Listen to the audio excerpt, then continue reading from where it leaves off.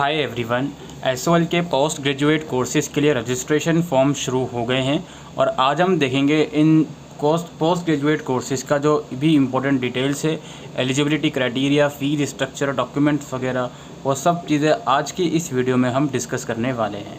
तो post graduate level पर आप लोगों के सामने MA Hindi, MA history, MA in political science, MA MCom और प्लस एमबीए की भी हम इस वीडियो में स्पेसिफिकली बात करने वाले हैं।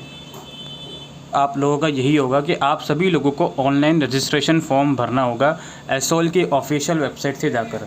रजिस्ट्रेशन फॉर्म की वीडियो हमारे चैनल पर आपको अवेलेबल हो जाएगी कुछ टाइम के अंदर।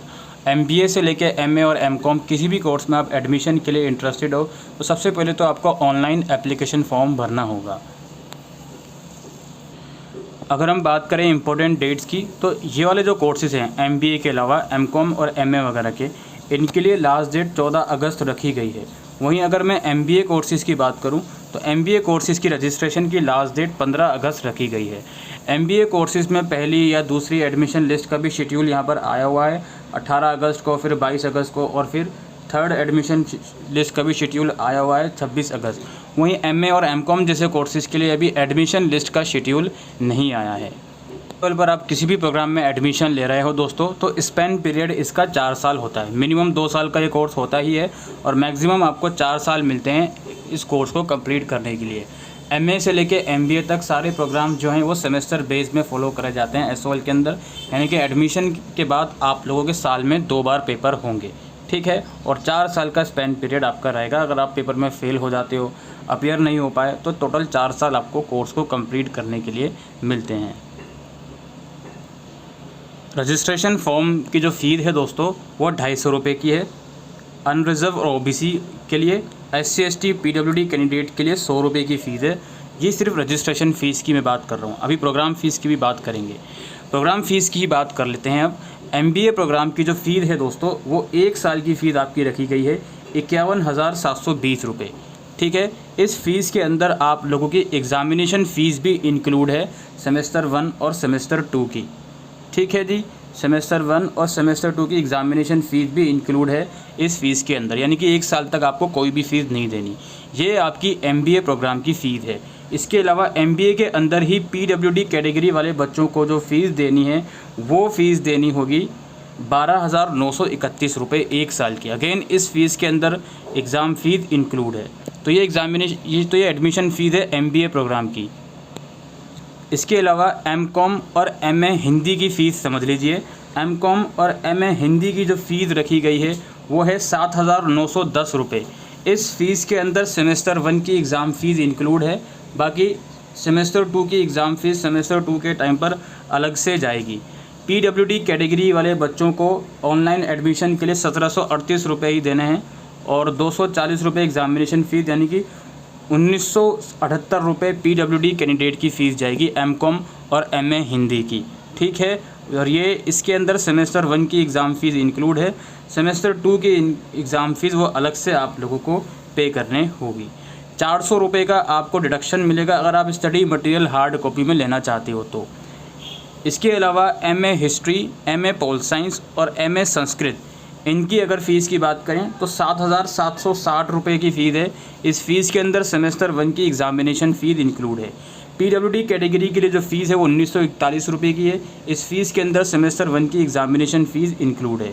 सभी कैटेगरी के बच्चों को सेमेस्टर 2 की एग्ज़ाम फ़ीस अलग से देनी होगी, लेकिन याद रखिए एमबीए की जो फ़ीस मैंने आपको बताई है वो उसके अंदर सेमेस्टर 1 और 2 दोनों की ही एग्ज़ाम फ़ीस इंक्लूड है। तो ये फ़ीस की बात हो गई। अब हम बात करते हैं एलिजिबिलिटी क्राइटेरिया की दोस्तों। सबसे पहले एमकॉम की बात करते हैं। एमकॉम के लिए जो एलिजिबिलिटी क्राइटेरिया है वो ये है, आपके पास BCom honours, BCom programme, BCom pass या कॉमर्स के अंदर बैचलर डिग्री, मैनेजमेंट के अंदर बैचलर डिग्री जिसमें बीएमएस हो गया, बीबीएस हो गया, बीबीए हो गया या बीबीए इन फाइनेंस हो गया, बीबीए इन इन्वेस्टमेंट एनालिसिस हो गया और बीबीई हो गया, बैचलर ऑफ बिजनेस इकोनॉमिक्स, या बीए ऑनर्स बिजनेस इकोनॉमिक्स हो गया। ये कोर्स अगर आपने किए हुए हैं तो आप एलिजिबल हो, चाहे वो यूनिवर्सिटी ऑफ दिल्ली के से हों या किसी और इंस्टीट्यूट से हों। और आपके एग्रीगेट ग्रेजुएशन के अंदर 50% मार्क्स होने चाहिए और 45% मार्क्स होने चाहिए SC ST या PWD से अगर आप बिलोंग करते हो तो। ये MCOM का एलिजिबिलिटी क्राइटेरिया है। उसके बाद बात करते हैं हम दूसरे कोर्सेज़ का, MA इन पॉलिटिकल साइंस का। MA इन पॉलिटिकल साइंस के लिए आपके पास किसी भी डिसिप्लिन में बैचलर डिग्री हो या मास्टर डिग्री हो, या फिर आपके पास BA honours political science university of Delhi की डिग्री हो, तो आप एलिजिबल हो एडमिशन के लिए। 50% एग्रीगेट मार्क्स चाहिए अनरिजर्व और OBC और EWS के लिए। 45% एग्रीगेट मार्क्स चाहिए SC ST और PWD के लिए। इसके बाद जो दूसरे कोर्सेज़ हैं लाइक MA इन हिस्ट्री और MA इन हिंदी। पहले MA इन हिस्ट्री की बात कर लेते हैं। सेम क्राइटेरिया है, बैचलर डिग्री, मास्टर डिग्री या BA ऑनर्स की डिग्री चाहिए आप लोगों को। 50% एग्रीगेट मार्क्स होने चाहिए और रिजर्व कैटेगरी वालों के लिए, SC ST वालों के लिए, PWD के लिए 45% मार्क्स एग्रीगेट होने चाहिए। MA इन हिंदी की अगर बात करते हैं तो पहला पॉइंट ये है जी, बैचलर डिग्री आपके पास होने चाहिए और उसमें कम से कम 2 कोर्स आपके हिंदी में पढ़े होने चाहिए आपने, यानी कि बैचलर डिग्री में कम से कम 2 सब्जेक्ट हिंदी के पढ़े होने चाहिए। दूसरा ये है कि आपके पास मास्टर डिग्री होनी चाहिए किसी भी रिकॉग्नाइज्ड यूनिवर्सिटी की, संस्कृत में, इंग्लिश में या मॉडर्न इंडियन लैंग्वेज में, अगर हिंदी के अलावा है तो। Linguistic, sociology, history, political science, psychology, political science, इसमें होनी चाहिए मास्टर डिग्री। या फिर आपके पास BA ऑनर्स हिंदी की डिग्री है तो भी आप एलिजिबल हो। याद रखिए, MA हिंदी करने के लिए अगर आप BCom या BA के थ्रू आ रहे हो तो अपने ग्रेजुएशन में कम से कम 2 सब्जेक्ट आपने हिंदी के पढ़े होने चाहिए। और अगेन परसेंटेज का ये कि एग्रीगेट 50%, SC ST और PWD के लिए 45% की रिक्वायरमेंट है। MA संस्कृत की बात करें तो बैचलर डिग्री होनी चाहिए, उसके अंदर कम से कम 2 सब्जेक्ट संस्कृत के पढ़े होने चाहिए, या फिर bachelor degree from recognised university और उसके साथ डिप्लोमा होना चाहिए संस्कृत का। अगर बैचलर डिग्री में संस्कृत लैंग्वेज नहीं है तो भाई बैचलर डिग्री के साथ संस्कृत में डिप्लोमा होना चाहिए, या फिर शास्त्रीय आचार्य का कोर्स आपका यूनिवर्सिटी ऑफ दिल्ली या किसी और यूनिवर्सिटी से होना चाहिए, या फिर BA ऑनर्स इन संस्कृत की डिग्री यूनिवर्सिटी ऑफ दिल्ली की चाहिए। एग्रीगेट रिक्वायरमेंट वही है 50% और रिजर्व वालों के लिए 45%। तो ये तो हो गया MCOM और MA वगैरह का एलिजिबिलिटी क्राइटेरिया। अब बात करते हैं हम लोग MBA के एलिजिबिलिटी क्राइटेरिया के बारे में। तो देखिए कुछ अलग अलग कैटेगरीज हैं। सबसे पहले एक चीज़ समझ लीजिए, MBA के एलिजिबिलिटी क्राइटेरिया में ग्रेजुएशन 50% मार्क्स के साथ, अगर ये भी आपका सिर्फ इतना भी कंप्लीट है ग्रेजुएशन 50% मार्क्स के साथ, तो भी आप MBA कोर्स के लिए एलिजिबल हो। अब यहाँ पर एक बात समझ लीजिए, 80% वेटेज आपके ग्रेजुएशन के मार्क्स को दिया जाएगा, 20% वेटेज दिया जाएगा आपके प्रोफेशनल वर्किंग एक्सपीरियंस को। अगर आपके पास 4 साल या उससे ज़्यादा का एक्सपीरियंस है तो 20% आपको पूरे मार्क्स दिए जाएंगे, और अगर आपके पास 3 साल का एक्सपीरियंस है तो आपको 15%, 2 साल तक का है 10%, 1 साल तक का है 5%, और अगर आपके पास 1 साल से कम का वर्किंग एक्सपीरियंस है या है ही नहीं तो 0% वेटेज दिया जाएगा। यहाँ पे लिखा हुआ भी है कि ऐसे कैंडिडेट जिनके पास कोई भी वर्किंग एक्सपीरियंस नहीं है, कोई दिक्कत नहीं है, उनकी मेरिट उनके ग्रेजुएशन के मार्क्स के बेसिस पर कंसिडर करी जाएगी। ठीक है, एक तो ये कैटेगरी हो गई MBA एलिजिबिलिटी की। कैटेगरी 2 में ये है कि जी आपके पास MBBS, BDS, MDI वगैरह की डिग्री है और 2 साल का आपके पास एक्सपीरियंस है तो आप एलिजिबल हो। अपने एम्प्लॉयर से NOC आपको इशू करवाना होगा। इसके अलावा कैटेगरी 3 ये है, ग्रुप A के जो ऑफिसर्स हैं गवर्नमेंट और पब्लिक अंडरटेकिंग के, तो वो कैटेगरी 3 में फॉल करते हैं अगर आप करंटली एम्प्लॉयड हो वहाँ पर। कैटेगरी 4 उन कैंडिडेट की है जिनके पास 2 से या ज़्यादा साल का एक्सपीरियंस है कॉर्पोरेट हाउस में, हॉस्पिटैलिटी एंड ट्रांसपोर्टेशन सेक्टर के अंदर या इंडस्ट्री सेक्टर के अंदर। ठीक है, और प्रेफरेंस दी जाएगी इन सभी कैटेगरीज़ की, यानी कि कैटेगरी 4, 3 और 2 को प्रेफरेंस दी जाएगी। इस चीज़ का ध्यान रखें आप लोग। थोड़ा डॉक्यूमेंट्स की हम बात कर लेते हैं। ये मैं बात कर रहा हूँ फ़िलहाल MA और MCOM के डॉक्यूमेंट्स की। इसमें क्या है जी, ऑनलाइन एडमिशन फॉर्म जो आप भरोगे उसका प्रिंट आउट ज़रूर से लेकर रखना, वो आगे जब एडमिशन लिस्ट आएगी उसके बाद जब एडमिशन लोगे तब ज़रूर काम आएगा वो। Passport size photograph, 10th 12th की मार्कशीट, ग्रेजुएशन की मार्कशीट, सेमेस्टर वाइज मार्कशीट चाहिए होगी अगर आपका सेमेस्टर बेस्ड प्रोग्राम है, एनुअल वाइज मार्कशीट चाहिए होगी अगर आपका एनुअल बेस्ड प्रोग्राम है। इसके अलावा आपको डिग्री सर्टिफिकेट चाहिए होगा। डिग्री अगर आपके पास नहीं है, प्रोविजनल सर्टिफिकेट से भी काम चल जाएगा। अगर आपका ग्रेजुएशन DU के अलावा किसी और यूनिवर्सिटी का है तो माइग्रेशन सर्टिफिकेट चाहिए होगा। अगर आपने DU से ऑलरेडी माइग्रेशन सर्टिफिकेट इशू करवा लिया था पहले, तो उस केस में वो माइग्रेशन सर्टिफिकेट आपको सरेंडर करना पड़ेगा DU में, अगर आप यहाँ पे मास्टर्स करना चाहते हो तो। इसके अलावा कोई भी रिजर्व कैटेगरी है उसका सर्टिफिकेट आपको चाहिए होगा। याद रखिए OBC वगैरह का जो भी सर्टिफिकेट है वो मार्च 2023 के बाद का इशू किया हुआ होना चाहिए।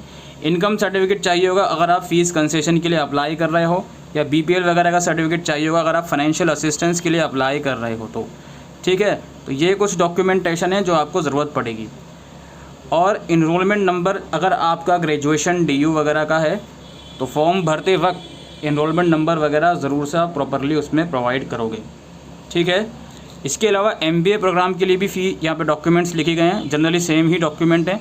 ग्रेजुएशन की मार्कशीट, 10th 12th की मार्कशीट, पासपोर्ट, फ़ोटोग्राफ, और अगर आप प्रोफेशनल हो तो अपने एम्प्लॉयर से NOC इशू करवाना पड़ेगा आप लोगों को। तो वही सब चीज़ें इसमें भी रिक्वायरमेंट हैं। अगर आप PWD कैटेगरी से आते हो तो उसका सर्टिफिकेट भी आपको लगाना पड़ेगा, चाहे आप MA MCOM या MBA किसी भी कोर्स के लिए अप्लाई कर रहे हो। इसके अलावा दोस्तों एक चीज़ याद रखिएगा, काफ़ी स्टूडेंट ये सवाल करेंगे, सर मैं फाइनल ईयर में हूँ, मेरा रिज़ल्ट नहीं आया तो क्या मैं अप्लाई कर सकता हूँ। तो हमने जहाँ तक प्रोस्पेक्टस रीड करी है, जो आपका MA और MCOM वगैरह का प्रोस्पेक्टस आया है उसमें एक पॉइंट साफ साफ लिखा गया है कि जो फाइनल ईयर के स्टूडेंट हैं वो भी इसमें अप्लाई कर सकते हैं, जिन्होंने 2023 में अपना अंडर ग्रेजुएट कोर्स का फाइनल ईयर का एग्ज़ाम दिया है वो इसमें अप्लाई कर सकते हैं। बाकी एलिजिबिलिटी क्राइटेरिया आपको फुलफ़िल करनी होगी जब भी आपका रिज़ल्ट आएगा तो। लेकिन ये पॉइंट हमने MBA की प्रोस्पेक्टस में नहीं देखा। और MBA की प्रोस्पेक्टस में आपने एक पॉइंट ज़रूर से देखा होगा अगर आपने प्रोस्पेक्टस डाउनलोड करी है तो, इसमें क्या है जी, जो आपकी इंपॉर्टेंट डेट्स का सेक्शन है उसमें लिखा गया है कि जो पहली एडमिशन लिस्ट है वो आपकी 18 अगस्त को रिलीज़ कर दी जाएगी। अब हो सकता है डेट एक्सटेंड हो तो अलग मैटर है, लेकिन फ़िलहाल इनका ये पॉइंट लिखा गया है। और इस प्रोस्पेक्टस में अपेयरिंग जैसे कोई भी बात मैंने नहीं देखी है। तो MBA कोर्सेज़ के लिए क्या आप अप्लाई कर सकते हो फाइनल ईयर कैंडिडेट, उसके लिए प्लीज़ एक बार आप ऑफिशियल से ज़रूर से कांटेक्ट करने की कोशिश कीजिएगा। और ऑफिशियल की ईमेल ID भी आपको वेबसाइट के ऊपर मिल जाएगी। ये रही ईमेल ID, ये ईमेल ID MBA की है और ये PG वगैरह कोर्सेज़ के लिए अगर आप फर्दर पूछना चाहते हो तो। ये ईमेल ID इसलिए मैं आपको प्रोवाइड कर रहा हूँ क्योंकि देखो MA और MCOM जैसे कोर्सेज़ में तो क्लियर है कि हाँ जी फाइनल ईयर वाले अप्लाई कर सकते हैं जिनका रिजल्ट पेंडिंग है। इवन बैचलर ऑफ लाइब्रेरी और मास्टर्स में भी अप्लाई कर सकते हैं, लेकिन MBA जैसे कोर्स में क्लियरिटी नहीं दे रखी है प्रोस्पेक्टस के अंदर। तो इस चीज़ का ये है कि आप इस ईमेल ID पर एक बार ईमेल करके पूछ सकते हैं। और यहाँ पर एक चीज़ और मैं आपको बता दूँ, जो बच्चे MA और MCOM जैसे कोर्सेज़ के लिए अप्लाई कर रहे हैं, आपका फाइनल सेमेस्टर का रिज़ल्ट नहीं आया है, लेकिन जब आप फॉर्म भरने जाओगे तो आपकी परसेंटेज उसमें पूछी जाएगी ग्रेजुएशन की। तो आप लोगों को क्या करना है, जो आपकी एवरेज परसेंटेज है लास्ट सेमेस्टर तक की, उस सेमेस्टर तक की जो भी आपकी एवरेज परसेंटेज है वो वहाँ पर आप लोगों को मेंशन करनी पड़ेगी। ये इन्फॉर्मेशन प्रोस्पेक्टस में नहीं लिखी है, लेकिन जब आप फॉर्म भरने जाओगे तो वहाँ पर पॉपअप शो होगा। हालांकि वहाँ पर शो होगा कि आप पास्ड हो या अपियर हो, लेकिन आपको जो परसेंटेज है वो, अगर आपका फाइनल ईयर का रिजल्ट पेंडिंग है तो प्रीवियस सेमेस्टर तक की परसेंटेज आपको उसमें मेंशन करनी होगी। जो मोड ऑफ सिलेक्शन है वो आपको ऑलरेडी पता ही है, आपके ग्रेजुएशन के मार्क्स के बेसिस पर एडमिशन होगा। जो MBA प्रोग्राम है उसमें ऐसा कोई भी क्राइटेरिया नहीं है कि 50% सीट्स जो हैं DU ग्रेजुएट्स के लिए रिज़र्व हैं और बाकी की 50% किसी और के लिए। उसमें जिसके जितने मार्क्स होंगे उसके मेरिट के आधार पर एडमिशन रहेगा। बाकी इंटरव्यू, बाकी एक्सपीरियंस का वेटेज उसको दिया जाएगा। MA और MCOM के कोर्स की अगर बात करें तो बेसिकली 2 कैटेगरी की लिस्ट बनेगी। पहली कैटेगरी वो होगी जिनका ग्रेजुएशन DU का है, और दूसरी कैटेगरी वो होगी जिनका ग्रेजुएशन DU का भी है और दूसरे इंस्टीट्यूट का भी है।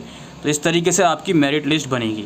आपको कुछ नहीं करना है इस चीज़ को, अगर समझ में नहीं आ रहा है आपको, आप फॉर्म भरोगे प्रॉपरली। अगर आप DU के ग्रेजुएट्स हो या DU से ग्रेजुएशन के फाइनल ईयर में हो तो उसकी डिटेल आप फॉर्म भरते टाइम दोगे तो उसी के अकॉर्डिंगली आपको मेरिट लिस्ट में रखा जाएगा, ठीक है। और यहाँ पर कुछ ऐसा भी क्राइटेरिया होता है जो हर साल DU में फॉलो होता ही है मेरिट बेस्ड एडमिशन के अंदर, कि अगर आप रिज़र्व कैटेगरी से बिलोंग करते हो, आपके कट ऑफ मार्क्स अनरिज़र्व के अंदर फॉल कर रहे हैं, तो आपको अनरिज़र्व कैटेगरी में एडमिशन मिलेगा। ये चीज़ यहाँ पर बताई जा रही है, ठीक है। बाकी एक चीज़ और है, आप जब फॉर्म भरोगे तो उसमें डॉक्यूमेंट्स जो आप अपलोड करोगे, कोशिश करना सेल्फ अटेस्टेड डॉक्यूमेंट अपलोड करो, यानी कि डॉक्यूमेंट पर साइन करके, ओरिजिनल नहीं, ओरिजिनल की फ़ोटो कॉपी करवाइए, उसको सेल्फ अटेस्ट करिए, देन आप अपने उसमें अपलोड करिए ऑनलाइन फॉर्म के अंदर, ठीक है। तो बाकी प्रोस्पेक्टस आप रीड करोगे तो उसमें फ़ीस कंसेशन वगैरह का भी कुछ लिखा हुआ है, उसको भी आप रीड आउट कर लीजिएगा। और आपका जो कोर्स का स्ट्रक्चर है बहुत MBA के लिए या MA MCOM वाली प्रोस्पेक्टस में वो भी लिखा हुआ है, उसको भी आप रीड आउट कर लीजिएगा फॉर्म भरने से पहले, ठीक है। तो ये इन्फॉर्मेशन थी दोस्तों एसओएल के पोस्ट ग्रेजुएट कोर्सेज़ की, और आई होप दोस्तों आपको ये जानकारी यूज़फुल लगी हो, तो वीडियो को शेयर कीजिएगा। Thank you.